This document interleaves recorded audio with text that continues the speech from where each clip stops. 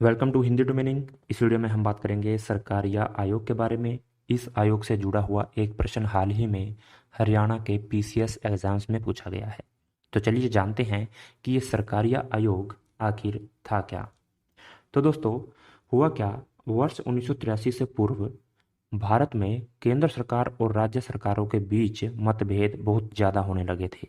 तो ऐसे में वर्ष 1983 में केंद्र सरकार ने आर.एस. सरकारिया, जो कि एक सेवानिवृत्त सुप्रीम कोर्ट न्यायाधीश थे, उनकी अध्यक्षता में एक 3 सदस्यीय आयोग का गठन किया, जिसे केंद्र तथा राज्य सरकार के संबंधों की समीक्षा कर अपनी सिफारिशें देने को कहा गया। और इसी आयोग को हम सरकारिया आयोग या अंग्रेजी में सरकारिया कमीशन के नाम से जानते हैं।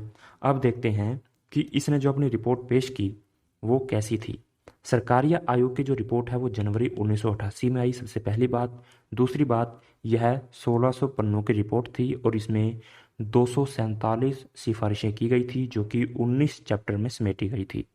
सरकारिया आयोग की रिपोर्ट में किसी भी तरह के संरचनात्मक परिवर्तन की बात नहीं कही गई थी, यानी कि जो राज्य और केंद्र सरकार की संरचना बनी हुई थी हमारे देश में, उसमें किसी भी प्रकार के परिवर्तन की बात इसने नहीं कही। इसने बहुत ही माइल्ड सिफारिशें की, बहुत ही छोटी स्तर की सिफारिशें की, जो आसानी से लागू की जा सकती थी।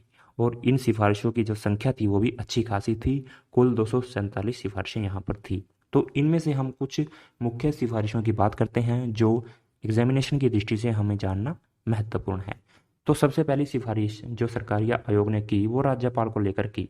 उसने कहा कि जो राज्यपाल है वो ऐसा व्यक्ति होना चाहिए जिसकी कोई राजनीतिक पृष्ठभूमि न हो। दूसरी मुख्य सिफारिश ये थी कि राज्यपाल की नियुक्ति राज्य के मुख्यमंत्री की सलाह पर होनी चाहिए। ऐसा ना हो कि राष्ट्रपति या केंद्र सरकार अपने खुद से ही, अपने मन से ही किसी को भी राज्यपाल नियुक्त कर दे।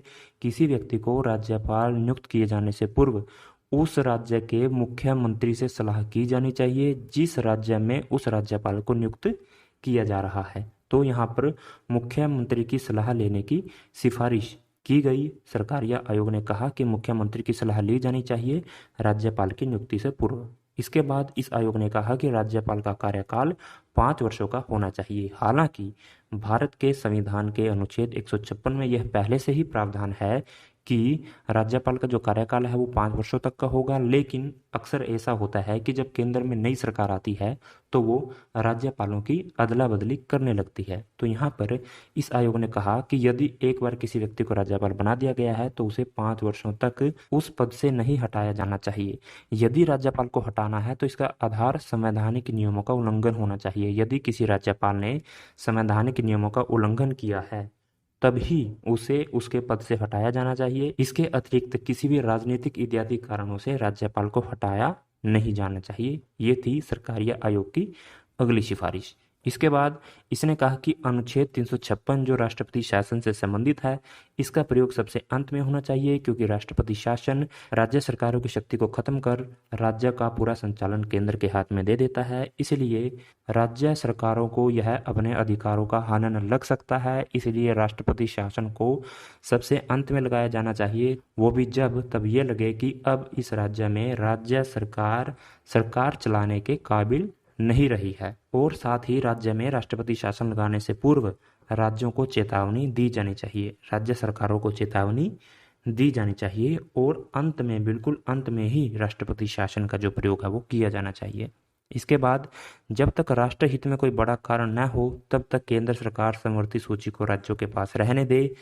भारत की 7वीं अनुसूची में 3 सूचियां बनाई गई हैं। एक संघ सूची जिसमें ऐसे विषय बताए गए हैं जिस पर कानून केवल केंद्र सरकार बना सकती है।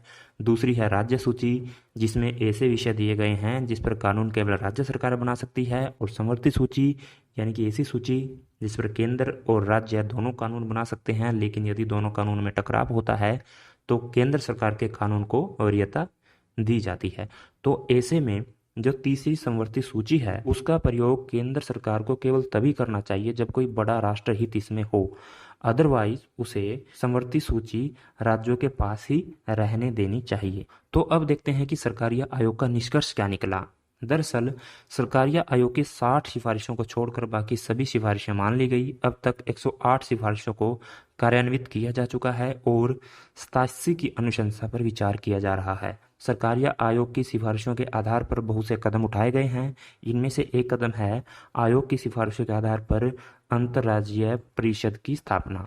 यह परिषद केंद्र, राज्य व राज्यों के मध्य होने वाले विवादों की पड़ताल करती है और इसकी जो स्थापना है वो अनुच्छेद 263 के अंतर्गत की गई है।